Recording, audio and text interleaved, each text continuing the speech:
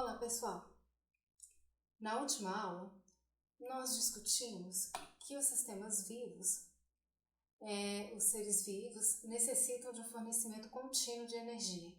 E esse fornecimento contínuo de energia, podemos destacar que é necessário para a síntese de biomoléculas, com destaque às macromoléculas que nós abordamos na última aula, para a manutenção dos gradientes de concentração, considerando que não há equilíbrio entre seres vivos e o ambiente, ou ainda para o trabalho mecânico que envolve o movimento dos músculos. Daí nós concluímos que parte do aparato bioquímico celular deve se dedicar a essa importante função, que é a aquisição e a utilização de energia. Adquirir e utilizar energia a partir do meio ambiente para a manutenção da sua estrutura interna, nós discutimos que é uma das principais características dos sistemas vivos.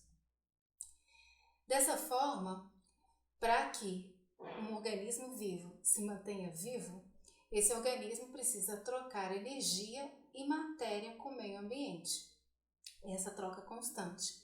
Então, as células, como entidades individuais, mas os organismos formados a partir dessas células, precisam então utilizar essa energia que é extraída do ambiente para realizar trabalho,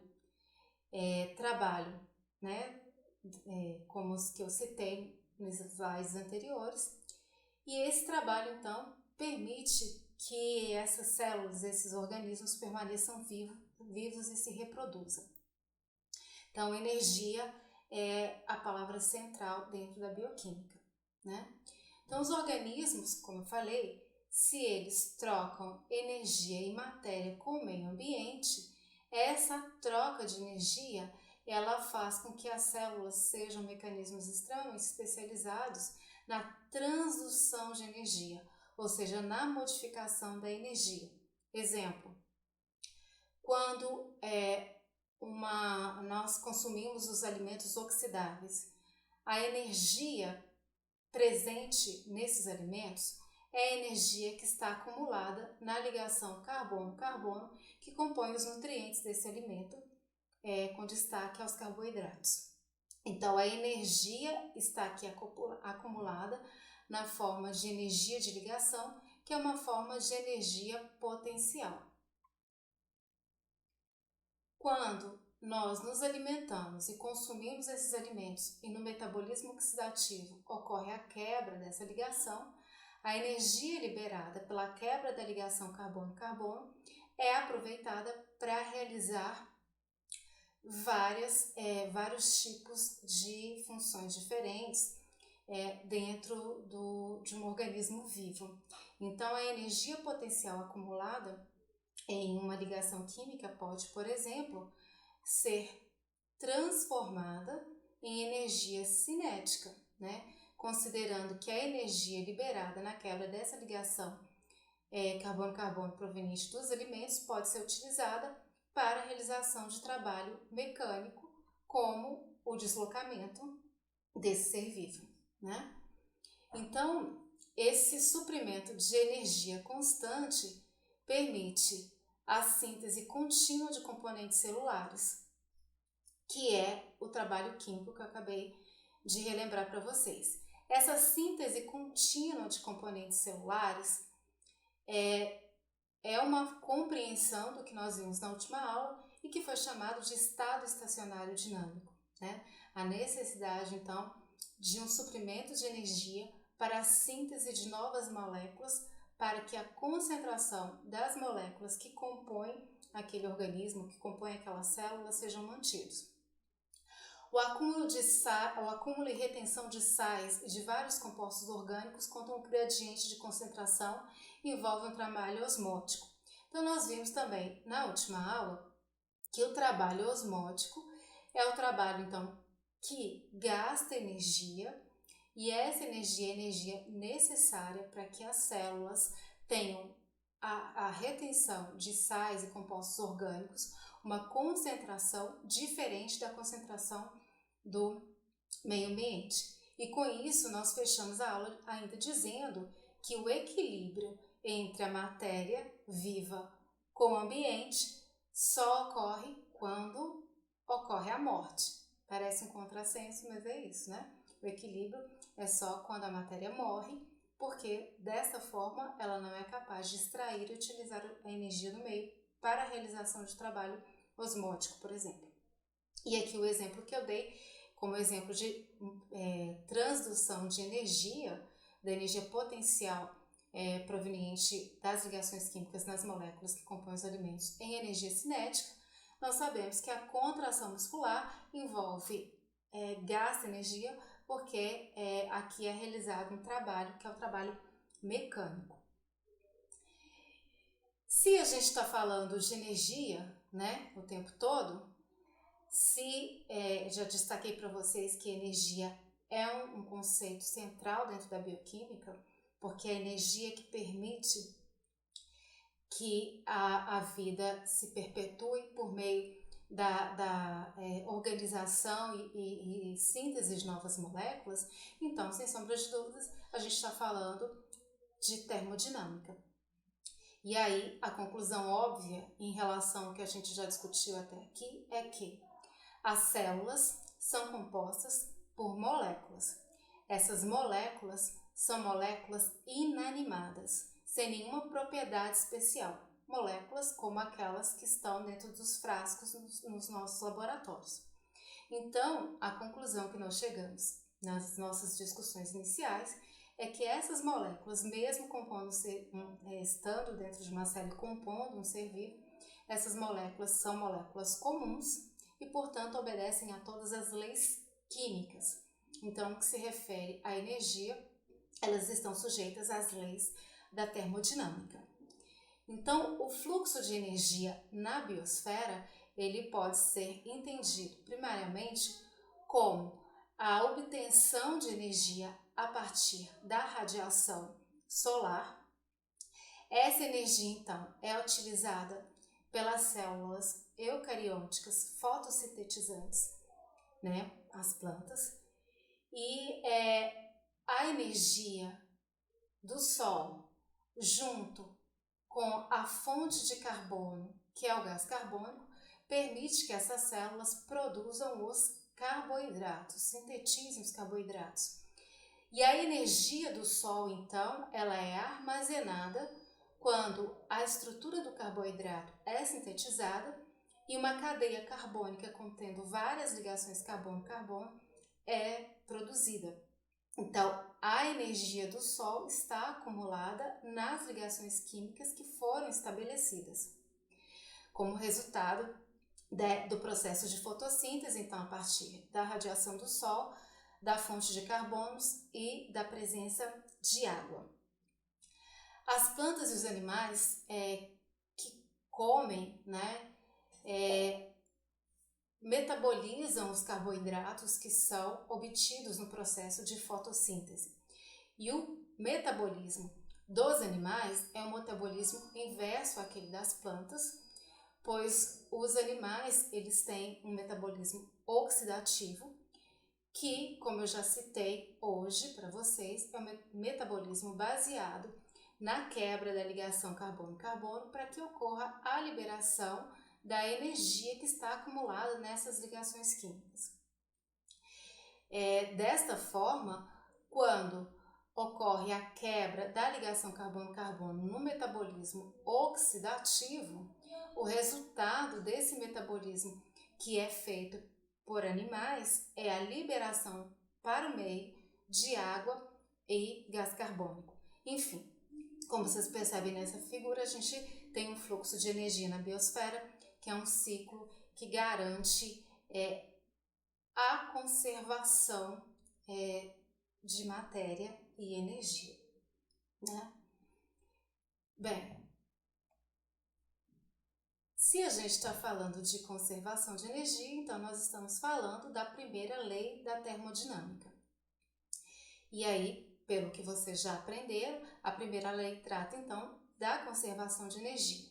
Em linhas gerais, mas ao final do curso nós voltaremos a discutir bioenergética, mas nesse momento essa visão geral que está sendo feita nesse primeiro conteúdo é para que vocês tenham uma visão geral dos objetivos da bioquímica e das principais questões que vão cercar os demais conteúdos da bioquímica. Então, em linhas gerais, a gente vai estar sempre falando de energia, então aqui eu começo a introduzir para vocês a ideia da primeira lei da termodinâmica da conservação de energia. Então, em linhas gerais, em qualquer mudança física ou química, a quantidade de energia total do universo permanece constante, né? Então, há uma conservação de energia, mas considerando a energia do universo.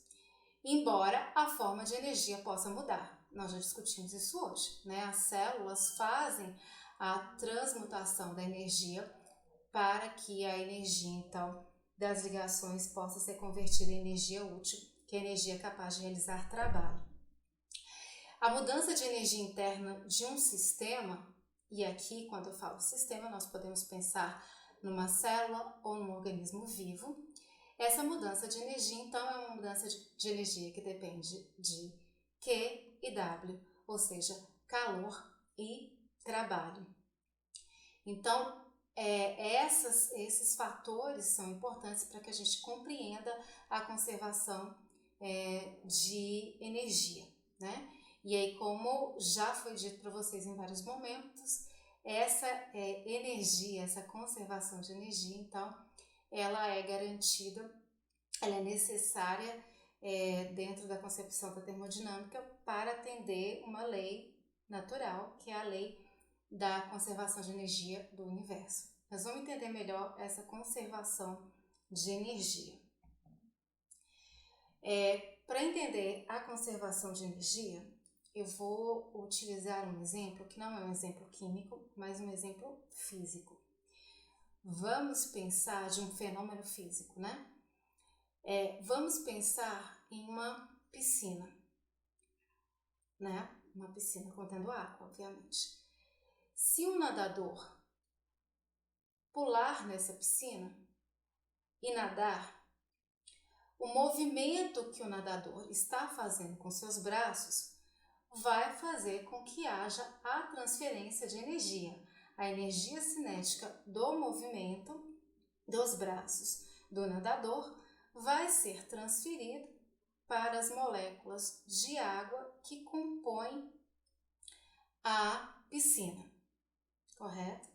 Então, pelo princípio da conservação de energia, nós devemos supor que toda a energia que foi gerada pela natação, pelo movimento dos braços e pernas do nadador dentro da piscina, toda essa energia foi transferida para as moléculas de água.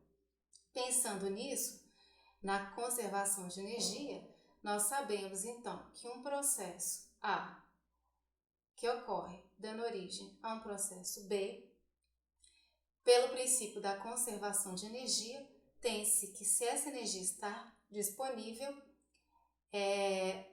B, num processo reversível, poderia levar de novo à formação de A. Então, aplicando isso para esse fenômeno físico que eu estou descrevendo, então a energia gerada pelo nadador, que foi absorvida pelas moléculas de água, está aqui. Então, neste caso, pensando na conservação da energia e na possibilidade da reversibilidade dos processos, era perfeitamente possível supor que as moléculas de água reunidas transferissem de volta a energia que foi absorvida para o nadador. E se isso acontecesse, ou seja, se as moléculas pudessem transferir novamente a energia absorvida para o nadador, considerando apenas a ideia da conservação de energia, neste momento a gente deveria imaginar que este nadador foi cuspido para fora d'água. Ou seja, pelo processo da conservação de energia, o nadador transferiu energia para a água e a água devolveu energia para o nadador, fazendo com que o nadador saísse da piscina. Isso ocorre? Claro que não, né, gente? A gente sabe que ninguém nunca foi cuspido para fora de uma piscina. Então, isso significa que existe uma conservação de energia nos processos, mas essa conservação de energia nem sempre vai garantir que um processo seja reversível, tendo em vista esse exemplo simples que eu acabo de dizer, onde a transferência de energia não faria com que ninguém fosse retirado de uma piscina. Para entender a conservação de energia e entender por que ninguém é retirado de uma piscina, nós precisamos entender também, somar a essa discussão, a segunda lei da termodinâmica, que vai dizer para a gente as direções das reações químicas, ou seja, qual é o caminho favorável energeticamente para que uma reação aconteça, né? Então, sistemas formados por moléculas têm uma tendência natural de se distribuir randomicamente.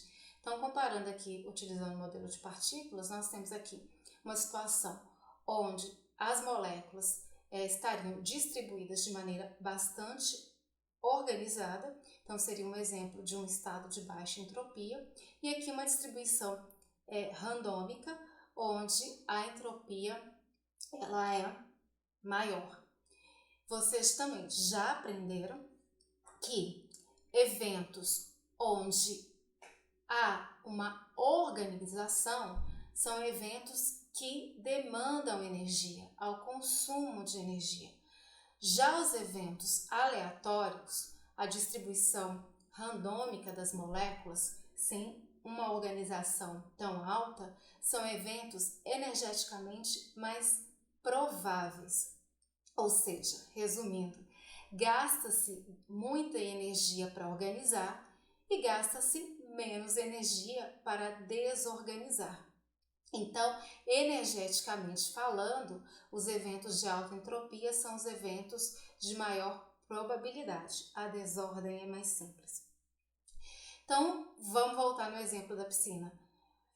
Qual é a direção energeticamente mais favorável no exemplo construído? Pensando na questão entrópica, como existem um número gigante de moléculas de água dentro de uma piscina, para que essas moléculas devolvessem toda a energia absorvida que foi gerada pelo nadador, essas moléculas deveriam se organizar e estar em contato com o nadador de forma muito organizada, permitindo então que assim toda a energia que foi absorvida pudesse ser devolvida no sentido reverso ao nadador. Essa organização dessas moléculas de água formando um sistema, uma região altamente organizada com todas essas moléculas que receberam de alguma forma essa energia, é um evento entropicamente improvável. Essa organização demandaria tanta energia que não é algo que ocorreria, como de fato não ocorre, né? Então, ninguém é retirado da água, apesar da conservação de energia, porque a direção no qual esse fenômeno ocorre de maneira espontânea é o nadador transferindo energia para a água, e não é espontâneo energeticamente, não é favorável energeticamente que a água faça com que esse evento aconteça na direção reversa. Então, o aumento de entropia ele deve ser considerado para que a gente possa somar essa ideia à concepção para entender as direções das reações químicas. Tá, mas o que isso tem a ver então com os seres vivos? Vamos pensar. Os organismos vivos devem preservar a sua organização. Então, vamos juntar. Eu já falei para vocês que os organismos vivos são formados por células, e essas células são formadas por moléculas, por macromoléculas. As moléculas, como eu falei, são moléculas que isoladamente são inanimadas. Então, são moléculas comuns sujeitas a todas as leis químicas que vocês já aprenderam. Se estão sujeitas a todas as leis químicas que vocês já conhecem, essas moléculas, então, tendem a alcançar estados menos energéticos que envolvem estados de maior entropia. Então, né, os seres vivos devem obedecer à primeira lei e à segunda lei da termodinâmica. No entanto, para que uma célula funcione, vocês fizeram a representação das organelas celulares, vocês viram que as organelas têm funções muito bem definidas dentro de uma célula para que ela funcione. E para que ela funcione, essa célula, então, tem que ter um alto nível de organização. A organização interna de um ser vivo, ela é máxima. E para que a organização seja máxima, o ser vivo, então, vai extrair energia livre do ambiente para manter essa organização. Então, ele extrai energia livre do ambiente, retornando à sua vizinhança energia na forma de calor, aumentando o número de moléculas. Então, agora a gente vai entender tudo, né? Então, o sistema vivo é um sistema altamente organizado que extrai energia livre do ambiente. E aí, a última frase que eu disse, para que isso ocorra, a desorganização ou entropia do universo aumenta. Então, vamos entender. Quando um ser se alimenta, esse ser, então, utiliza a quebra das ligações carbono-carbono para que essa quebra gere energia. Essa energia é utilizada para a realização de trabalho via metabolismo. Em linhas gerais, a glicose, que é produzida no processo de fotossíntese, quando nós nos alimentamos, a glicose, então, armazenada nos alimentos, então, por meio de uma quebra oxidativa envolvendo oxigênio molecular, vai fazer com que seja devolvido para o meio como resultado do metabolismo gás carbônico e água, e nós aproveitamos a energia, por exemplo, para trabalho mecânico, tá? Quando um trabalho é realizado, principalmente um trabalho mecânico, ocorre também a liberação de calor. É só lembrar lá da fórmula de energia que eu mostrei para vocês. Trabalho e calor acompanham a energia total. Então, veja, o sistema vivo é altamente organizado internamente, tem uma entropia baixa devido à alta organização das células. Mas quando o ser vivo realiza qualquer tipo de atividade, qualquer tipo de trabalho, né, nesse caso aqui eu estou falando do metabolismo energético, o resultado é que ele pega uma molécula grande, quebra essa molécula grande, e o resultado do metabolismo energético, além de liberação de calor para o ambiente, também é a liberação de um número maior de moléculas. Então, veja, é 1 mol de glicose que gera 6 mol de gás carbônico e 6 mol de água. E vocês já aprenderam, então, que quando aumenta o número de mols, também aumenta a entropia.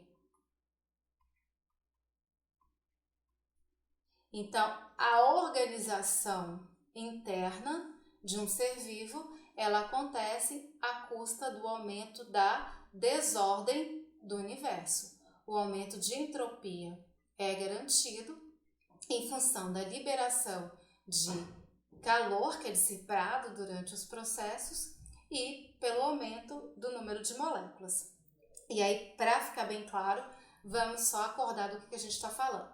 Quando a gente está falando do ser vivo, enquanto um sistema, esse ser vivo, então, seria um sistema aberto, um sistema fechado ou um sistema isolado. De alguma forma, a gente já respondeu isso aqui hoje, né? Um ser vivo, então, ele troca matéria e energia com o ambiente. Ao trocar matéria e energia com o ambiente, um ser vivo é um sistema aberto. Então, agora a gente fecha o raciocínio. A entropia do universo ela é sempre crescente. Isso garante que a primeira lei e a segunda lei da termodinâmica sejam atendidas quando a gente entende, então, que o ser vivo é um sistema aberto. Ao trocar energia e matéria com meio ambiente, a primeira lei de conservação de energia, considerando o sistema e o universo, ela é satisfeita. E quando a gente considera que a troca de matéria na forma de devolver para o universo, para o ambiente, moléculas menores, aumentando o número de mols, como a gente acabou de discutir, a gente também garante que a segunda lei é atendida em função das questões entrópicas, tá? Então aqui a gente chega a essa conclusão. A primeira lei e a segunda lei, elas são atendidas. Aparentemente parece até um paradoxo, né? Porque na química a gente aprende que a entropia crescente é que é energeticamente favorável. Então, quando a gente coloca aqui um ser vivo é altamente organizado, parece um contrassenso, mas não é. A gente entende muito bem que a bioquímica atende à termodinâmica quando a gente considera, então, que um ser vivo é um sistema aberto e que a conservação da energia e a conservação e o aumento de entropia, ela se refere a energia total do universo e a entropia total do universo. Então, como sistema aberto, vou voltar aqui para poder frisar para vocês, a organização de um ser vivo, ela acontece à custa do aumento da desordem, do aumento da entropia do universo, em função de sermos sistemas abertos, tá? Então, a conclusão que nós chegamos é que a entropia total sempre aumenta. A entropia pode aumentar ou diminuir no sistema ou no ambiente, mas em todos os processos reais, a soma entrópica sistema e ambiente é sempre crescente, né? O universo, tá? Pode-se afirmar que a entropia do universo está aumentando continuamente, que é o que vocês aprendem. Então, isso é satisfeito, obviamente, dentro da bioquímica, tá? Então, a vida existe e ela atende à termodinâmica. E aí, para deixar bem claro a relação entre entropia e entalpia, faço aqui mais uma observação, porque, como eu falei, a gente vai discutir bioenergética em outro momento. A entropia, então, é a tendência a desorganizar pelo aumento de energia, né? Lembrando que quanto maior o conteúdo energético, maior o grau vibracional, maior a entropia. Já a entalpia seria a energia interna total de um sistema. Qual é a relação que a gente estabelece, então, para compreender um ser vivo? Os organismos nunca estão em equilíbrio, já discutimos. Nunca estão em equilíbrio, e aqui eu trago mais uma informação, porque eu falei antes do equilíbrio osmótico. E aqui eu trago uma outra questão, que só foi dita rapidamente. Os organismos nunca estão em equilíbrio termodinâmico.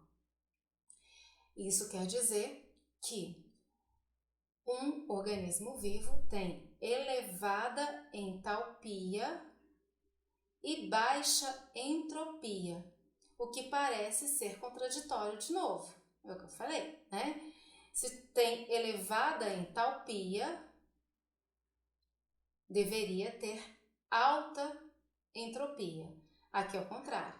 Então, um ser vivo tem elevada entalpia e baixa entropia, tá?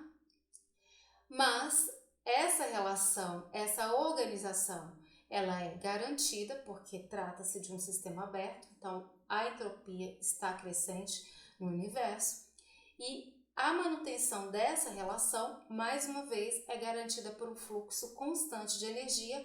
E já vou falar aqui para vocês, quando a gente fala de energia para sistema vivo, a gente está falando de energia na forma de molécula, que é a molécula de ATP, que é a molécula transferidora de energia para os processos biológicos. Então, quando eu falo que, vou frisar mais esse termo aqui para a gente poder chegar a mais uma conclusão. Os organismos nunca estão em equilíbrio termodinâmico, certo? Então a gente chega a mais uma conclusão. Todas as partes de um organismo vivo precisam operar à mesma temperatura e pressão, e o fluxo de calor não é uma fonte utilizável de energia. Então, o que eu quero dizer com isso? É algo que vocês já sabem, que é algo que vocês aprendem e têm muita clareza. Digamos que um indivíduo está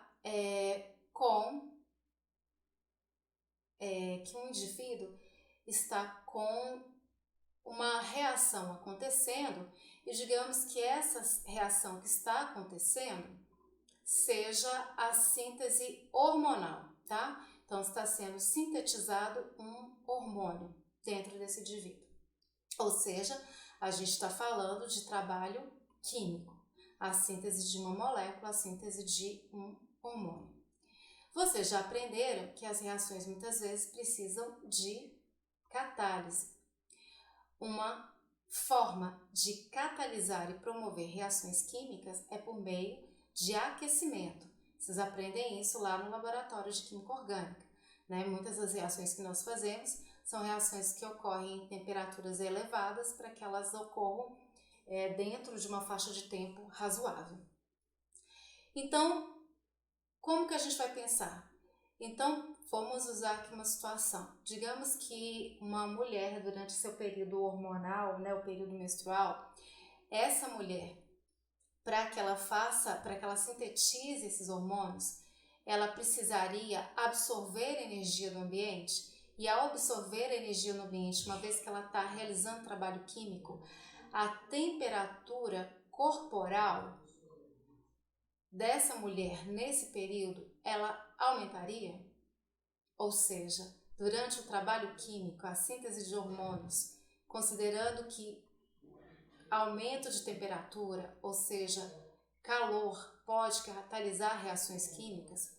Então, dentro de um sistema vivo, durante a síntese de uma molécula, como os hormônios, uma mulher, estou dando um exemplo de uma mulher, né? Mas poderia ser qualquer exemplo, absorveria energia e ela teria febre durante esse momento? Vocês já devem ter me respondido que não, né? Então, o calor, que é o fluxo de energia quando há diferença de temperatura, ele não é uma fonte utilizável de energia. Por que que não? Vou usar o exemplo que eu dei na última aula também, para a gente fechar aqui o raciocínio. Se eu entrar numa loja e essa loja tiver um ar-condicionado em 10 graus, se houvesse equilíbrio térmico, ao utilizar um termômetro clínico, nós deveríamos registrar uma temperatura interna de 10 graus. Mas, quando nós usamos um termômetro clínico, mesmo dentro do ar-condicionado, a nossa temperatura ela é em torno de 36 graus Celsius. Como eu citei, em alguns países, né, agora para espanto, por exemplo, no Canadá, a gente tem temperaturas chegando aí próximo aos 50 graus Celsius. Por mais que a sensação de calor seja intensa, a pessoa não atinge 50 graus Celsius. Mesmo nessa situação, internamente, a temperatura é de 36 graus Celsius. Com isso, vocês já conseguiram chegar a uma conclusão, né? Em relação ao que a gente está discutindo. Os sistemas, as células, elas são sistemas isotérmicos. Independente da temperatura externa, a temperatura interna, ela permanece constante. E aí, junta tudo e em relação ao que a gente já discutiu até aqui. Por quê? Porque nós não entramos em equilíbrio com o ambiente.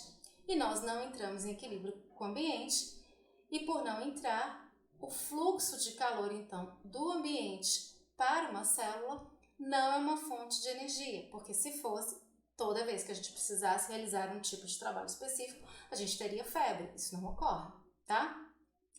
Vou frisar porque a gente precisa entender isso.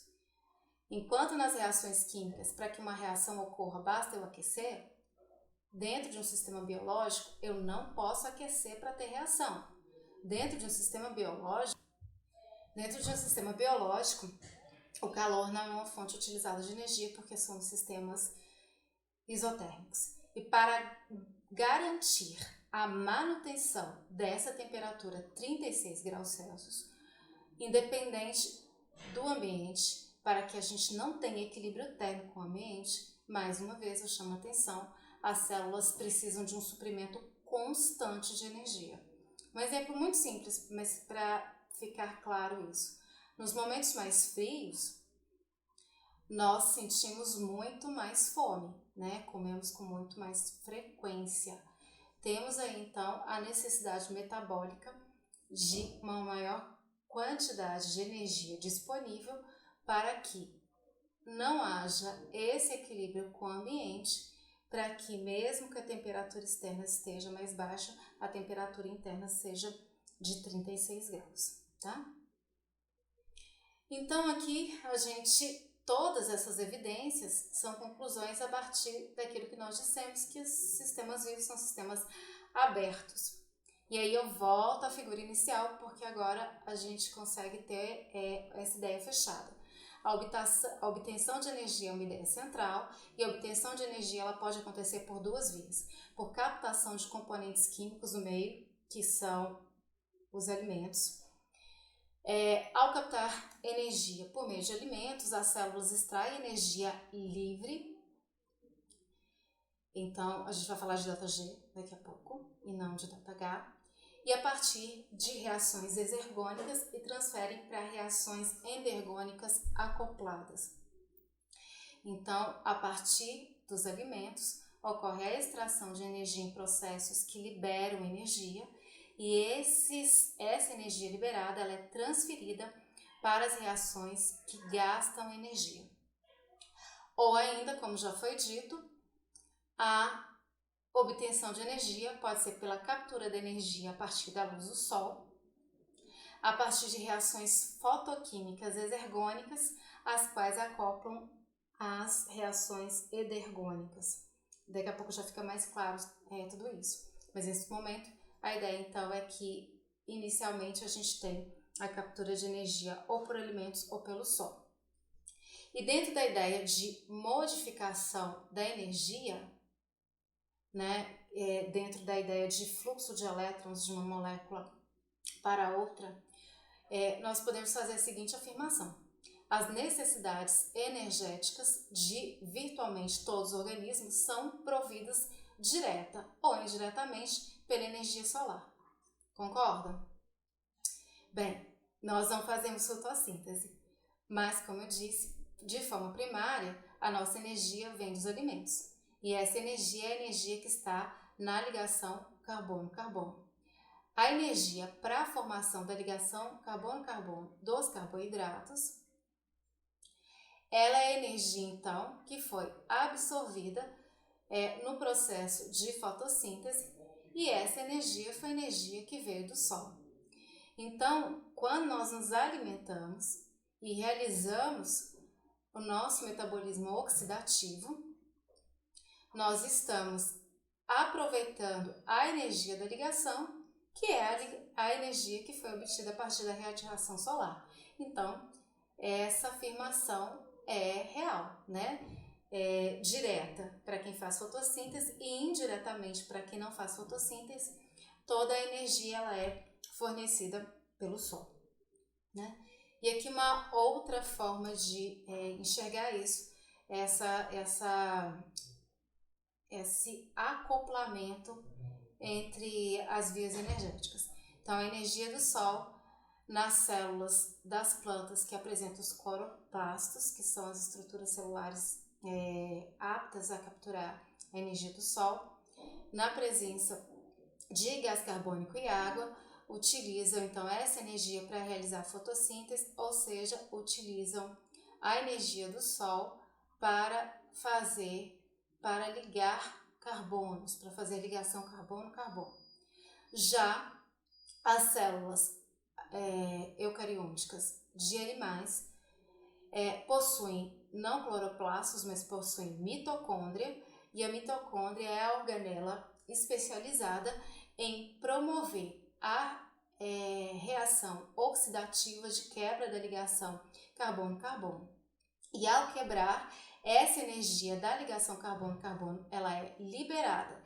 E essa energia vai ser liberada e ela não pode ser calor. Então, a energia da quebra de ligação, ela não pode gerar calor. Motivo, aquilo que a gente acabou de discutir. Somos isotérmicos, tá? O excesso de calor, o excesso de energia que acompanha os processos, eles são dissipados. A gente já fala disso.